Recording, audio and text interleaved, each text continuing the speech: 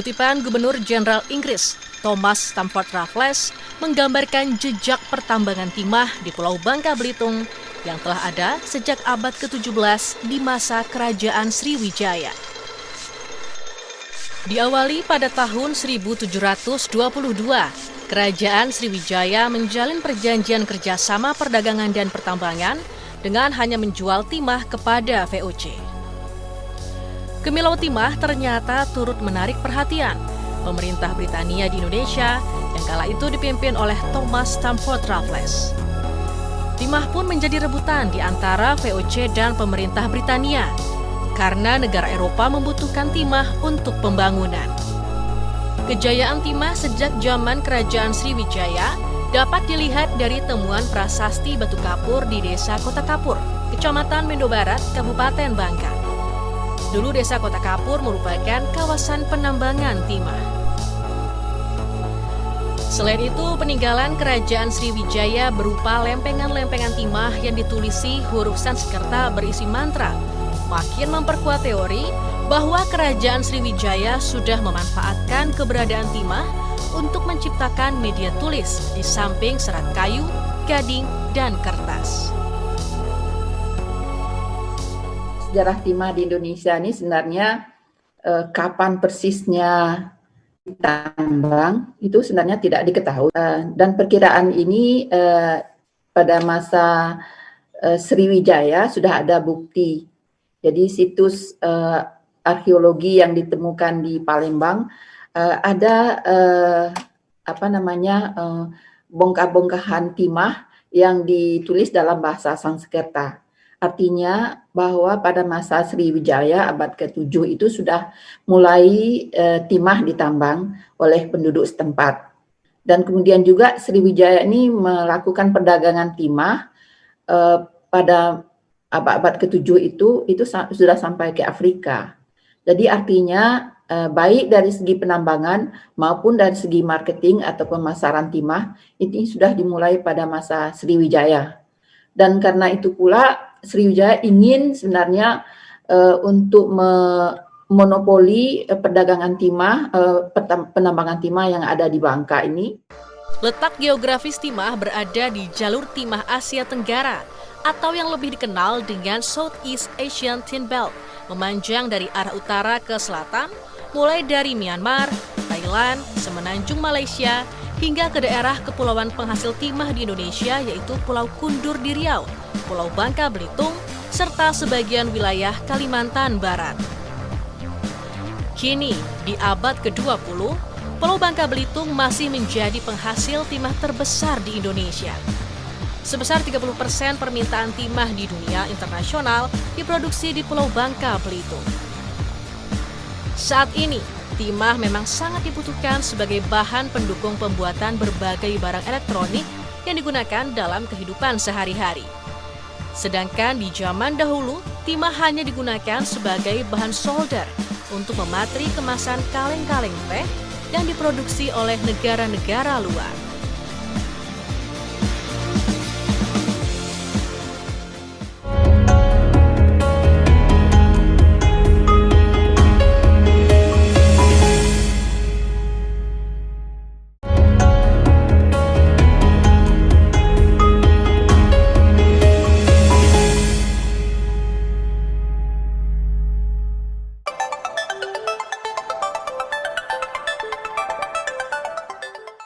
Berdasarkan data Asosiasi Timah Internasional tahun 2020, produksi tahun 2019, Indonesia menempati peringkat kedua sebagai produsen timah terbesar di dunia. Indonesia merupakan salah satu dari 4 produsen timah utama di dunia, yakni China, Myanmar, dan Vietnam. Sebanyak 30% pasokan timah dunia berasal dari Indonesia, dan 95% timah ditambang berasal Provinsi Bangka Belitung dan berpusat di Pulau Bangka. Badan Pusat Statistik Provinsi Kepulauan Bangka Belitung mencatat, produksi timah pada semester 1 tahun 2019 mencapai 37.700 ton. Jumlah ini naik 3 kali lipat dibandingkan periode yang sama pada tahun sebelumnya, hanya 12.300 ton. Sedangkan penjualan timah tercatat sebesar 31.600 ton dengan rincian 98% masuk ke pasar ekspor, sisanya dijual ke dalam negeri. Ekspor timah pada Agustus 2019 mencapai 93,6 juta dolar Amerika Serikat. Adapun pangsa pasar timah terbesar adalah kawasan Asia. Saat ini, negara Singapura masih menjadi negara tujuan utama ekspor timah Provinsi Kepulauan Bangka Belitung. Sekitar 53,74% ekspor timah pada Januari hingga Agustus 2019 dikirim ke negara Singa Putih. Timah juga diekspor ke negara lain seperti India, Jepang, Korea Selatan, dan Belanda yang berada dalam 5 negara tujuan utama ekspor timah. Dengan nilai rata-rata ekspor berkisar antara 5,20% hingga 13,28%. Pada tahun 2020, PT Timah Tbk selaku pemilik izin usaha pertambangan timah menargetkan ekspor komoditas biji timah sebesar 60.000 ton atau 5.000 ton setiap bulan, sebagai upaya meningkatkan ekspor untuk membangun perekonomian dalam negeri. Dalam roda perekonomian tambang, timah masih menjadi potensi pertambangan besar hingga 10 tahun ke depan. Berdasarkan data Dinas Energi Sumber Daya Mineral Provinsi Bangka Belitung, pada tahun 2019 sumber daya timah di Babel berkisar 230.474 metrik ton. Timah juga memiliki potensi mineral ikutan yang memiliki nilai tinggi, antara lain zikron, alminit, thorium, monazit, serta kaolin. Mineral ikutan harus dilakukan pengolahan dan pemurnian di dalam negeri, agar mineral ikutan tidak ikut terbawa saat pengiriman timah. Untuk meningkatkan pengelolaan mineral ikutan tersebut, pemerintah Provinsi Bangka Belitung telah mengatur pengolahan berdasarkan Peraturan Daerah Nomor 1 Tahun 2019 tentang pengelolaan mineral ikutan dan produk samping timah di Provinsi Bangka Belitung.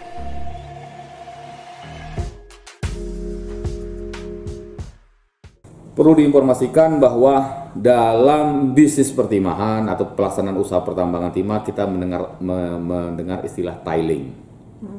Oke, saya definisikan, saya jelaskan bahwa tiling adalah hasil proses pengayaan mineral, upgrading mineral untuk timah. Itu ada konsentratnya yang diambil, ada yang sisa buangan yang namanya tiling. Nah, di dalam tiling itulah ada beberapa mineral yang secara ekonomik masih menguntungkan. Itulah yang disebut orang mineral ikutan. Banyak mineral ikutan dalam timah. Mulai dari ilmenit, zirkon, rutil, ada titanium, dan sering disebut sekarang lagi viral monazit. Perlu saya informasikan bahwa dari sudut pandang mineral ekonomi tambang, suatu sumber daya menjadi cadangan, artinya dia untung, profit, itu ada yang namanya cut-off grade. Grade itu bisa ditambang kalau untung dalam hal harga, teknologi, peraturan, dan lain sebagainya. Ketergantungan masyarakat Bangka Belitung terhadap timah sebagai sumber ekonomi masih sangat tinggi. Sektor pertambangan timah masih menjadi andalan dan memberikan kontribusi tinggi terhadap pertumbuhan ekonomi di Bangka Belitung. Pada tahun 2019, diketahui produk domestik regional bruto (PDRB) timah menyumbang 40% dari total pendapatan asli daerah Provinsi Bangka Belitung. Sesuai data dari Badan Keuangan Daerah Pemerintah Provinsi Babel tahun 2019, dana bagi hasil DBH pertambangan mineral untuk Provinsi Babel mencapai 383,87 miliar rupiah dengan rata-rata tiap tahun sebesar 127,95 miliar rupiah. Sementara untuk pembayaran royalti 266,02 miliar rupiah atau rata-rata tiap tahun senilai 88,67 miliar rupiah.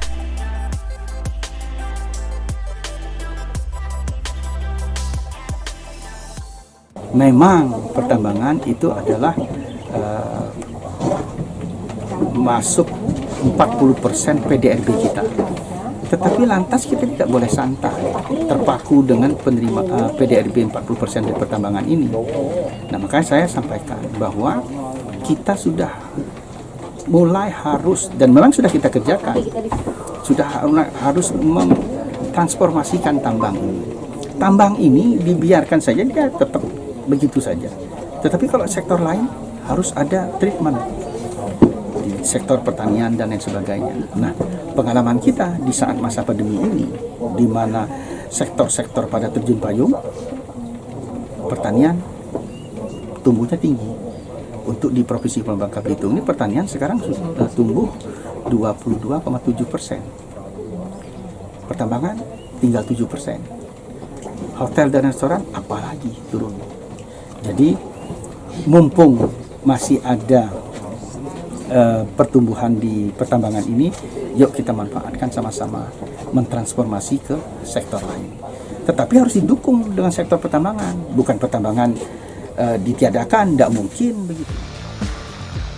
Dampak sosial ekonomi pertambangan timah di Bangka Belitung telah menciptakan penyediaan lapangan kerja dan meningkatkan pertumbuhan ekonomi masyarakat di Bangka Belitung.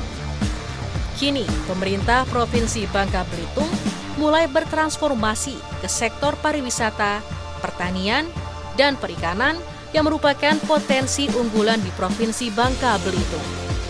Salah satunya melalui upaya pemulihan dan pemanfaatan lahan bekas penambangan timah di Provinsi Bangka Belitung.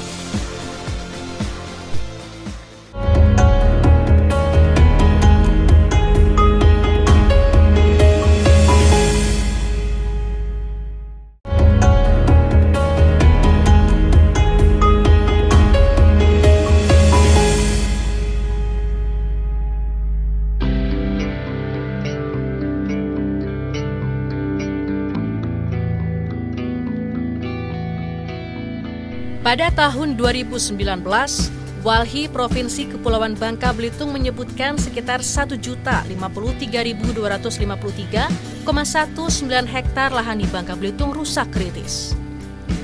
Luasan itu 64,12% adalah luas daratan.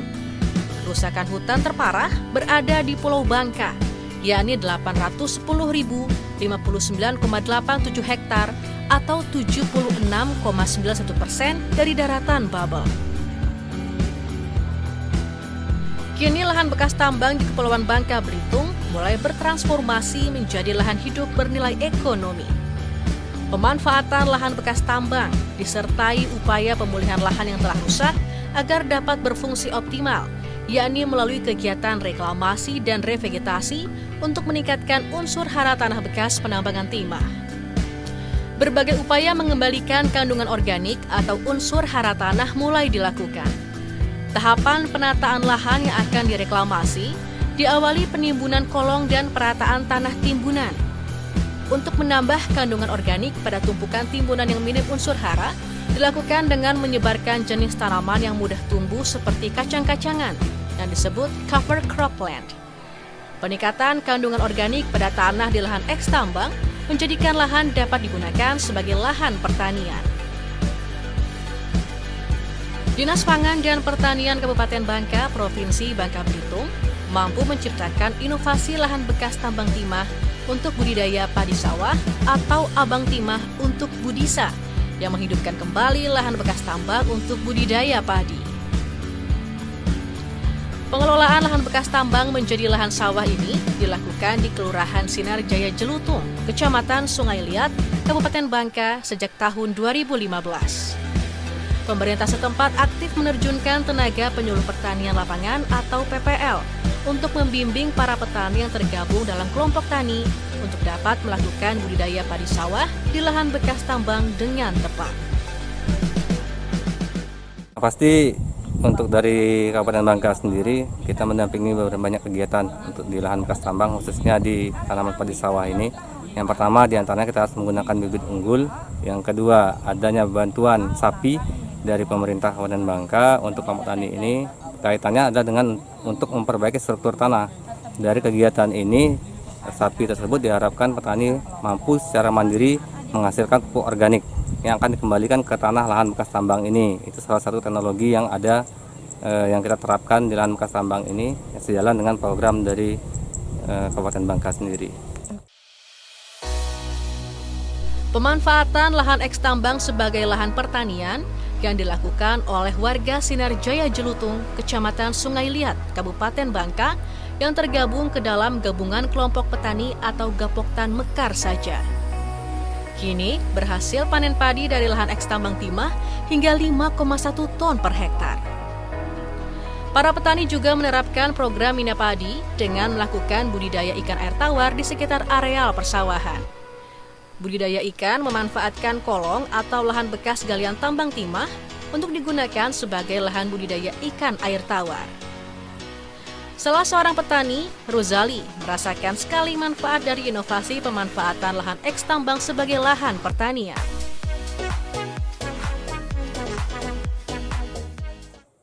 Ini kan lahannya bekas tambang tempo dulu.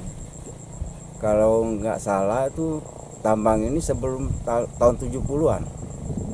Jadi lahan ini udah menjadi lelap kata kami itu. Udah jadi apa itu namanya itu? Rawa lah. Nah, karena saya pikir rawa ini terabaikan, tidak dimanfaatkan. Saya coba manfaatkan untuk menjadi lahan produktif yang tadinya tidak produktif. Ya, saya panggillah kawan-kawan, suruh Pak Supian mencarinya. Terbentuklah kami kelompok. Tidak mencoba menanam tanaman lain Pak selain padi? Saya mencoba seperti palawija, cabai, kacang, sayur-sayuran, ubi. Pokoknya jenis palawija lah. Kami coba. Itu gimana Pak? Apakah berhasil juga atau? Itu kalau memang lahannya bisa diolah dengan layak, itu bisa menghasilkan. Keberhasilan reklamasi lahan bekas tambang di Kepulauan Bangka Belitung disesuaikan dengan jenis galian lahan. Karena tidak semua wilayah bekas tambang dapat ditanami, khususnya di sebagian daerah yang kolong airnya sangat dalam hingga mencapai puluhan meter. Bekas galian seperti ini secara alami akan membentuk Danau Kaolin yang kemudian dimanfaatkan oleh pemerintah setempat sebagai destinasi wisata. Salah satunya adalah Danau Kaolin atau sering disebut masyarakat setempat Kulong Biru yang berada di Desa Nibung, Kecamatan Koba, Kabupaten Bangka Tengah yang berjarak 60 km dari ibu kota Provinsi Bangka Belitung, Pangkal Pinang.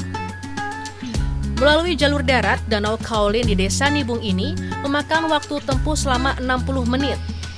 Di danau ini, para pengunjung akan dimanjakan oleh danau berair biru yang merupakan kulong atau bekas tambang biji timah yang telah lama ditinggalkan. Bukit berwarna putih yang mengelilingi danau akan makin memanjakan mata para pengunjung untuk terus menikmati pemandangan indah di danau ini. Keunikan danau ini berhasil menjadi nominasi destinasi unik terpopuler pada Anugerah Pesona Indonesia 2019.